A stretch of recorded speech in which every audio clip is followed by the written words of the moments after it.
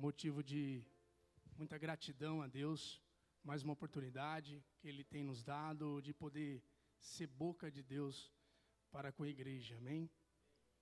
Isso é sempre uma responsabilidade para nós, muito grande, mas é uma graça também para nós. Queridos, bom, Ebenezer, até aqui o Senhor nos ajudou. Glória a Deus. Estamos iniciando o ano, mês de janeiro praticamente, nós estamos no início do ano aqui. E quando a gente lembra, todo o início do ano vem várias promessas, né? Você ouve muita gente, em muitos lugares, prometendo isso, prometendo aquilo. Não, esse ano eu vou ser diferente. Esse ano eu vou praticar mais exercício. Esse ano eu vou ser uma pessoa diferente, eu vou buscar mais conhecimentos e tudo mais. Vou buscar mais a Deus. Eu vou frequentar mais a igreja. Obrigado, Ju, Deus abençoe. Te amo, viu, querido? E vai. Ano passa, entra ano, sai ano e as promessas continuam. A questão é se essas promessas são cumpridas, né? Porque nós, seres humanos, somos muito bons em prometer, mas cumprir. Mas nós temos um Deus que Ele é a promessa. Nós temos um Deus que Ele é um Deus de aliança. Ele é um Deus que pode entrar ano, passar ano, Ele continua sendo Deus. Ele continua sendo o grande eu sou. Ele é o mesmo de ontem, o mesmo hoje e será eternamente. Então, o que nos fortalece e o que nos deixa confortável é saber que o mesmo Deus de Isaac, de Jacó, Abraão, Paulo, João, é o mesmo de hoje. Ele continua o mesmo. O que acontece é em nós. A transformação tem que haver dentro de nós. Porque Ele quer, Ele está pronto para nos abençoar. Ele está pronto para entregar aquilo que nós precisamos. Porém, Ele precisa encontrar corações dispostos. Ele precisa encontrar corações quebrantados. É só isso. Ele continua sendo Deus. Amém? Bom, gente, o tema de hoje que Deus tem ministrado no meu coração é uma palavra que, na verdade, eu amo muito essa passagem, que marca muito a minha vida como um cristão. O tema chama Carregando a Presença de Deus. Nós vamos falar sobre a Arca da Aliança. Acho que a maioria aqui já ouviu falar, já ouviu várias pregações. Só que mesmo eu ouvindo várias pregações e lendo várias vezes, ela sempre me marca, sempre me chama a atenção. Porque quando eu penso em Arca da Aliança, eu lembro na presença do Senhor. E quando eu penso e lembro na presença do Senhor, eu lembro de responsabilidade, eu lembro de comprometimento, eu lembro de santidade. Então isso me remete uma responsabilidade muito forte. O texto base para nós aqui vai ser em 2 Samuel, capítulo 6, do versículo 1 ao 11.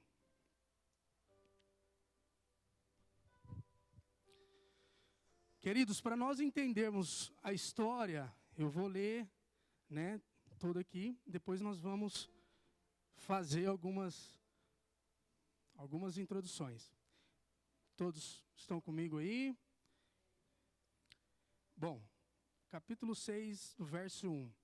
Tornou Davi a juntar todos os escolhidos de Israel, em número de 30.000. Dispôs-se com todo o povo que tinha consigo.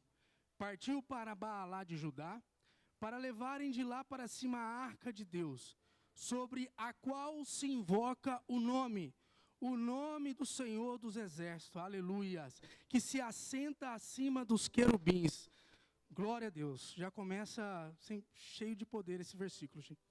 puseram a arca de Deus num carro novo e a levaram da casa de Abinadab, que estava no outeiro, e Uzá e Aiô, filhos de Abinadab, guiavam o carro novo.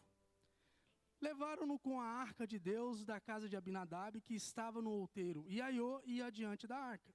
Davi e toda a casa de Israel alegravam-se perante o Senhor com toda a sorte de instrumentos de pau de faia, com harpas, com saltérios, com tamborins, com pandeiros e com símbolos. Uau! Aqui já mostra quão importante é a presença do Senhor, a alegria que ela traz. Continuamos. Quando chegaram à eira de Nacon, estendeu Uzá a mão à arca de Deus e a segurou, porque os bois tropeçaram. Então a ira do Senhor se acendeu contra Uzá, e Deus o feriu ali, por esta irreverência, e morreu ali junto à arca de Deus. Desgostou-se Davi, porque o Senhor irrompera contra Uzá, e chamou aquele lugar de Pérez Uzá, até o dia de hoje. Temeu Davi ao Senhor naquele dia e disse: como virá a minha arca do Senhor? Não quis Davi retirar para junto de si a arca do Senhor, para a cidade de Davi, mas fez levar a casa de Obed-edom, o geteu. Grave esse nome, Obed-edom. Ficou a arca do Senhor em casa de Obed-edom, o geteu, 3 meses. E o Senhor o abençoou e a toda a sua casa. Essa passagem, para mim, assim, eu acho linda, porque tem vários acontecimentos que de início impactam um pouco. Para nós entendermos um pouco essa passagem, por que Uzá, ao apoiar a mão na arca, ele foi morto?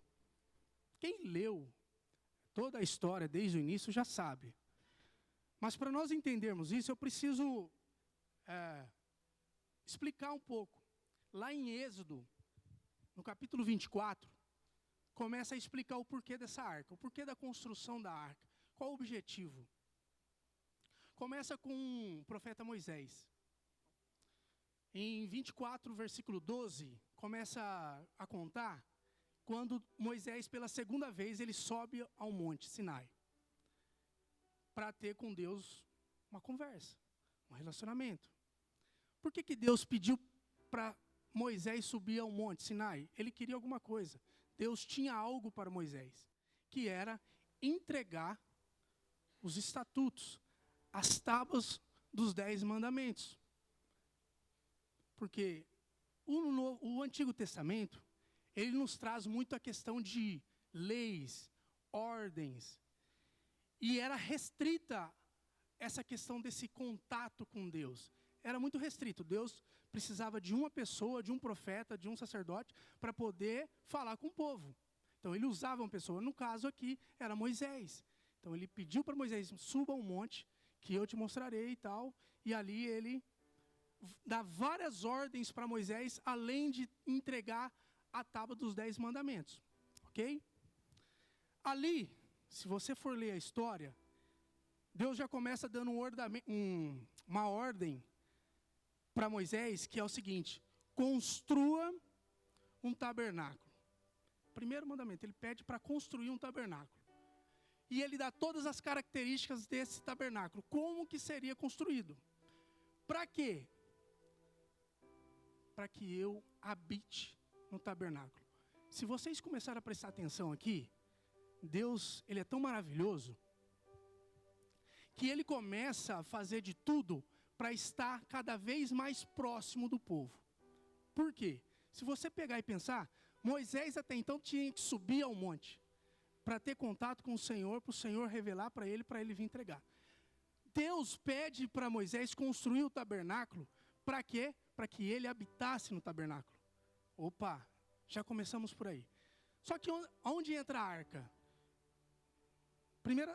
Êxodo 25, versículo 10.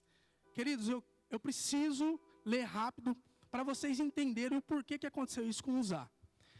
Aqui no versículo 10 de Êxodo 25, ele fala toda a característica da arca. Eu vou ler rapidinho, mas eu vou destacar um versículo, que é o versículo 14. Bom, lá no versículo 10, começa assim, ó. Também farão, aqui no versículo 9, só voltando um pouquinho, ó. Segundo no versículo 7 e 8. E me farão um santuário para que eu possa habitar em meio deles. Aqui eu estou falando do santuário. Segundo tudo que eu te mostrar para modelo do tabernáculo e para modelo de todos os seus móveis, assim mesmo fareis. Agora, ele começa falando da arca. Também farão uma arca de madeira de acácia, de 2,5 côvados será o seu comprimento, de 1,5 côvado a largura e de 1,5 côvado a altura. De ouro puro cobrirás por dentro e por fora, e cobrirás e farás sobre ela uma bordadura de ouro ao redor. Fundirás para ela 4 argolas de ouro, e a porás nos 4 cantos da arca. 2 argolas num lado dela e 2 argolas no outro lado. Farás também...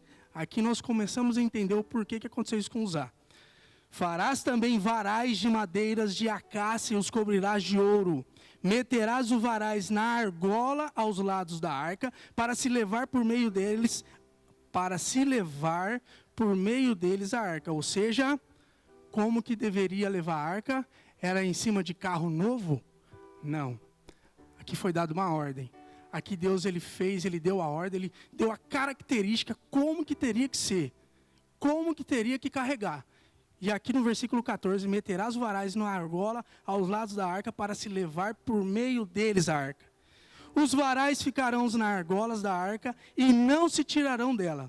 E porás na arca o testemunho que eu te darei. Bom, falamos aqui agora das características da arca. Irmãos, como eu disse, no Antigo Testamento era lei. Aquilo que Deus ordena era, se saísse fora era morte fatal. Não tinha conversinha. E ele deu a ordem, ele falou como que teria que ser feito. Fez certinho, é isso, assim, assim, assado. Se desobedecer. E o que aconteceu aqui? Uzá, ele teve toda a boa intenção do mundo. Imagina, ele estava ali carregando com todo cuidado, com todo zelo. A hora que ele viu a arca, é a intuição. Se você vê alguma coisa, você vai pôr a mão. É normal isso. E Uzá não teve maldade no seu coração. Só que a ordem era: não encoste na arca, pois ela é santa. E tem aqueles que são responsáveis por ela. Aqui nós começamos a entender alguns pontos.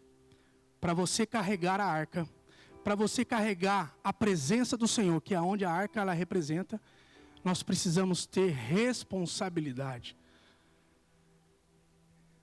Havia uma ordem, havia uma responsabilidade de cada um teria que seguir aquilo ali. O que aconteceu com Uzá? Ele, por apoiar a arca, ele foi fulminado. E ali Davi ficou irado, ficou chateado, ficou com medo de continuar com a arca para a cidade dele. Poxa vida, por que Deus fez isso? Ele foi ajudar. Não. Davi, ele era responsável, ele era líder. Aqui começa uma outra questão, que é a obediência. Se eles tivessem obedecido a ordem que Deus deu, não teria acontecido isso. Se eles tivessem obedecido, como que teria que carregar a arca, não teria acontecido aquilo com Uzá, certo? Ok? E aí eu começo a trazer para nossas vidas. Quantas e quantas vezes nas nossas vidas nós desobedecemos as ordens da palavra, os estatutos de qual Deus deixou para nós, que é a Bíblia. E para nós obedecermos, nós temos que ter muita fé, irmãos. É onde que nós praticamos a nossa fé. Porque para você obedecer a palavra, você tem que conhecê-la. Você tem que lê-la, você tem que se aprofundar na palavra, para você saber o que está dizendo aqui. Para quando você ouvir, vídeos, você ver vídeos, ouvir coisas lá fora, que está fora da Bíblia, você, opa, isso está fora, isso está errado. E aí o que acontece? Você começa a tomar algumas decisões na sua vida, fora da palavra, que é onde você começa a sofrer as consequências. Quando você sai fora, você desobedece à lei, você começa a sofrer consequências irreparáveis. O que aconteceu com Uzá? Ele desobedeceu por maldade? Não. Mas ele desobedeceu porque era uma ordem. Era uma ordem que ele tinha e era no Velho Testamento. Deus era ferro e fogo, não tinha jeito. Se desobedece, é morte na certa. Continuando. O que começa a acontecer? Há vários acontecimentos, quando começa a trazer a arca, há vários acontecimentos aqui na Bíblia que começam a contar a história. Em 1 Samuel 4, do 10 a 11, 1 Samuel, capítulo 4, versículos 10 a 11.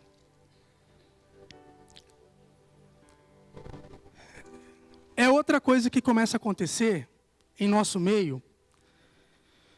O povo ele começou a perder o propósito. Qual que era o propósito da arca? Qual que era o propósito do coração deles em carregar aquela arca? Era a presença de Deus. Só que eles começaram a se acomodar com aquilo, eles começaram a se acomodar, a religiosidade começou a tomar conta do coração deles, que a arca se tornou um objeto comum, porque o povo de Israel, eles começaram a levar a arca para as guerras, como sinal de, um símbolo de sorte. Bom, vou levar, está dando sorte para nós. É igual muitas pessoas usam a Bíblia, colocam lá a Bíblia aberta lá numa peça dentro de casa, no Salmos 91. Não, aqui eu estou, a presença de Deus está aqui. Não, Deus está conosco, Deus está no meu lar. Começou a acontecer isso aí no coração daquele povo de Israel. Eles acharam que aquilo ali era normal. O que aconteceu? Os filisteus, na guerra contra os filisteus roubaram essa arca e levaram para suas terras, sua cidade. Chegando lá, eles colocaram junto com o Deus deles, que é o Deus Nagon. Gente, é incrível.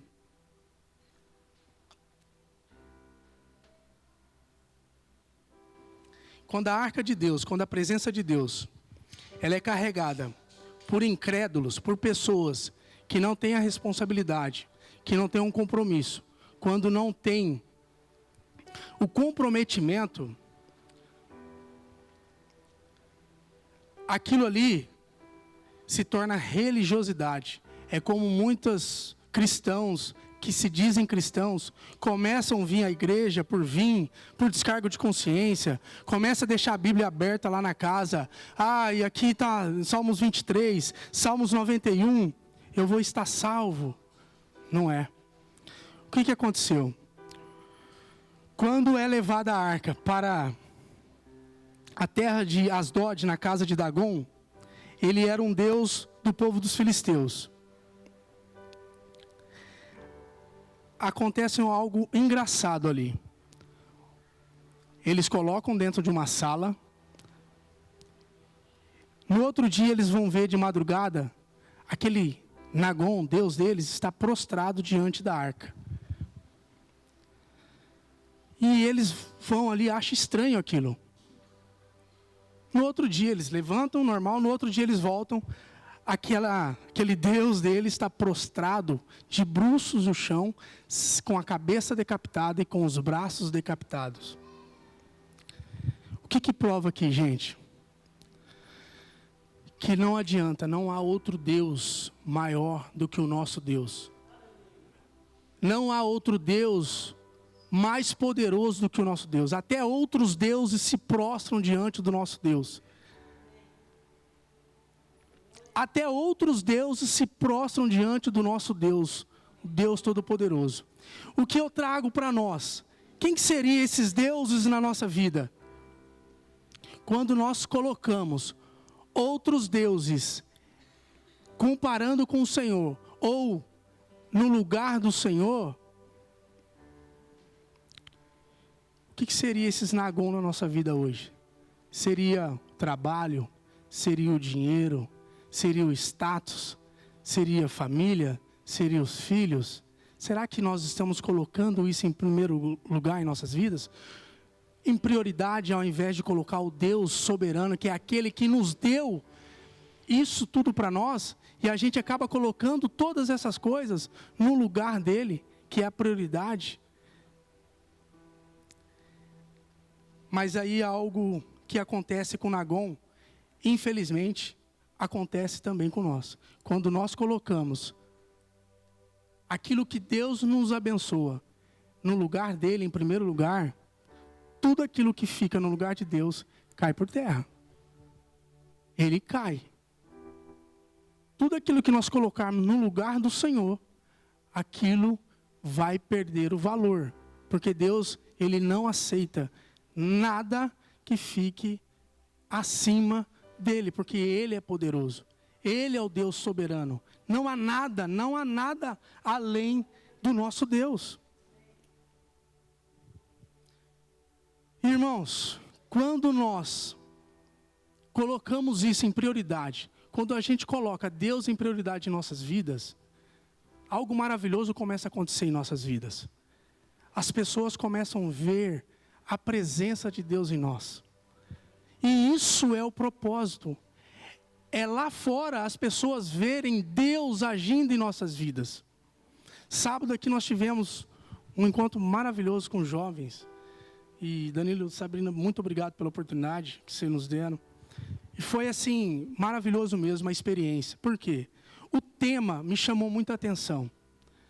Vejo Deus em você. Isso é maravilhoso, porque esse é o propósito. Esse é o propósito da nossa vida íntima. Nossa vida cotidiana não é aqui na igreja, não é mostrando que nós somos cristãos, é lá fora. É na nossa casa, é no nosso trabalho. É na escola, é ali que a gente mostra se Deus está em nossas vidas ou não. E isso é o propósito, é que as pessoas vejam Deus em nossas vidas. E quando elas verem Deus em nossas vidas, elas vão ter anseio, elas vão querer aquilo em nossas vidas, o que tem em nós. Então esse é o propósito, é que as pessoas queiram aquilo que está em nós. Isso é maravilhoso.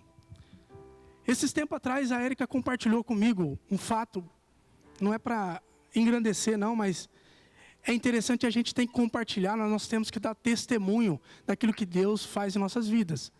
E ela compartilhou isso, e eu trouxe a memória agora, está lá no trabalho dela, passou uma pessoa, não sei se passou, conversando, e ela volta. Ô Érica, deixa eu te perguntar, você é cristã? Foi isso, né? Ela falou, sim, porque... A pessoa falou assim, nossa, porque eu vejo um brilho diferente em você, algo diferente. Falei, é isso que nós precisamos em nossas vidas, não só no momento, mas sempre. É nós estarmos aqui hoje se alimentando da palavra, se alimentando do evangelho, se alimentando em oração, é em casa se alimentar em oração, e lá fora as pessoas querer, ansiar por aquilo o que Deus tem feito em nossas vidas. É esse brilho do Espírito Santo tem que brilhar lá fora, não aqui dentro. Não somente aqui dentro, é lá fora.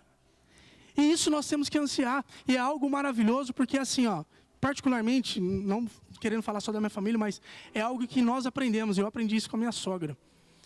Célia, te amo. E ela ensinou a gente assim, orar de uma forma... Ore pelos teus filhos, ore pela tua família, que as pessoas lá fora olhem vocês, como um servo de Deus. Que eles possam te olhar onde você está, como servo de Deus. Isso realmente é algo que a gente coloca em prática. Ora para os nossos filhos, Senhor, que as pessoas venham olhar eles como um servo de Deus. E a Érica sempre orou isso aí por ela, por nós, pelas crianças. E realmente é o que Deus deseja. É que as pessoas, é o propósito do Senhor, é ver Deus em nossas vidas. Porque senão não tem propósito nenhum. Se você vir na igreja, está aqui sentado, cantar um louvor, ir embora e nada acontecer na tua vida, e aí? Qual é o propósito disso? Quantas vidas têm chegado a Jesus, aos pés de Cristo, pela tua vida? Quantas? Porque esse é a maior vontade, é o maior desejo de que Deus, é que todos se cheguem a Ele através da minha e a tua vida. Ele não vai vir aqui, Ele se manifesta através da minha vida e a sua vida. E como que nós se tornamos isso? Como que nós se tornamos responsáveis? Como que nós se tornamos em santidade para que nós carregamos essa presença dEle aonde quer que nós formos? É buscando, é orando, é lendo a palavra, é obedecendo a nossa liderança, é obedecendo os estatutos de Deus. É dessa forma que nós vamos alcançar o coração dEle. Por que Davi temeu de não querer levar mais a arca para a casa dele? Porque ele lembrou, ele viu que estava em desobediência, que ele desobedeceu a ordem que era, a forma que tinha que carregar. Quando você desobedece, as consequências elas são inevitáveis. Elas virão, você pode ter certeza. Elas virão. E quando Davi resolve buscar a arca da aliança do Senhor, que já estava na casa de Abinadab. Gente, você começar a ler aqui, a gente não tem tempo, mas a palavra vai contando fatos aqui. Quando a arca ela vai passando por pessoas que não têm a responsabilidade de carregar, ela passa na cidade de Gate, ela passa na cidade de Ecrom, e aquilo ali vai trazendo doenças, vai trazendo os tumores, mortes. Por quê? Não estão preparados para receber a palavra, são incrédulos. A incredulidade, ela mata espiritualmente, ela mata, trazendo para os nossos dias. E aqui, a arca da aliança, ela vai passando, a arca do Senhor vai passando e vai destroçando aqueles que não têm comprometimento com Ele, os incrédulos. Aí o povo fica desesperado, não falou pelo amor de Deus, né? Mas, por favor, leva essa arca da aliança do Deus de Israel para outro lugar. Está arrasando a nossa cidade, está matando todo o povo. E aí onde os filisteus vai e leva para a casa de Abinadab. E ali a arca da aliança fica durante 20 anos. E aí nós estamos entrando no momento seguinte. Nós vamos aqui depois no versículo 11. Mas aqui, a arca da aliança ficou na casa de Abinadab durante 20 anos. E a palavra não conta, não relata nada de extraordinário que aconteceu durante esses 20 anos. E aí onde eu trago para nós. Quantos anos a gente fica na igreja? Quantas pessoas você conhece que está há 20, 30 anos dentro da igreja e parece que nada acontece? Parece que nada muda, parece que nada transforma.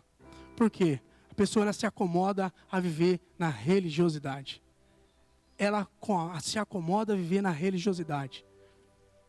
Qual que é a diferença quando essa arca chega na casa de Obed-edom? Olha a diferença.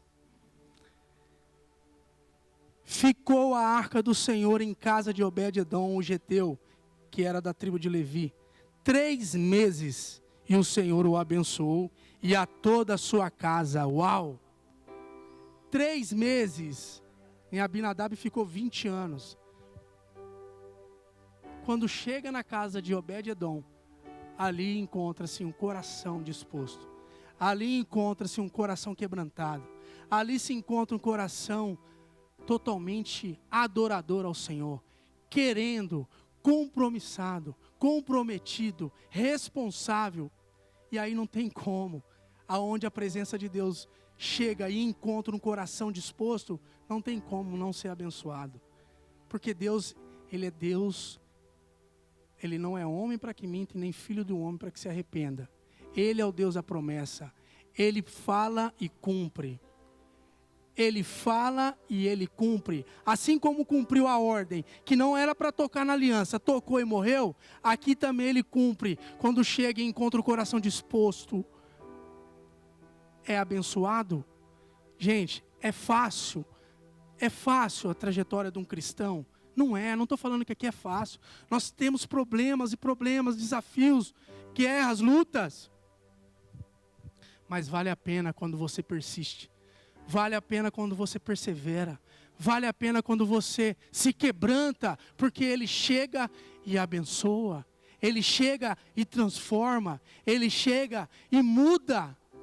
Se você quiser ter um ano abençoado, se você quiser não só um ano, mas toda a sua vida abençoada, nós precisamos se quebrantar, ter um coração disposto, não superficialmente, não vir de vez em quando como descargo de consciência num culto de domingo, ou vem numa quarta-feira. Não, é o seu dia a dia, é o seu cotidiano, é o seu coração, é você mostrando para o seu próximo o quão Deus é em tua vida, sem precisar falar nada, só com suas atitudes. E isso, gente, é notório. É notório quando há uma sinceridade de alma, de coração, em sua volta, ela é refletida, reflete isso. O brilho do Espírito Santo reflete e as pessoas sentem. E elas sentem vontade, elas querem mais aquilo. Mas preciso ter uma disposição. Mas preciso ter um coração disposto. Mas preciso ter uma vida totalmente voltada para o Senhor. E não somente de vez em quando. Não somente, vem aqui, faço uma boa ação aqui, mostro alguma coisa. Não, é a vida, é uma vida de entrega ao Senhor. Se nós queremos chegar ao objetivo nosso, que é o coração de Deus, e ser abençoado, nós precisamos nos deleitar no Senhor.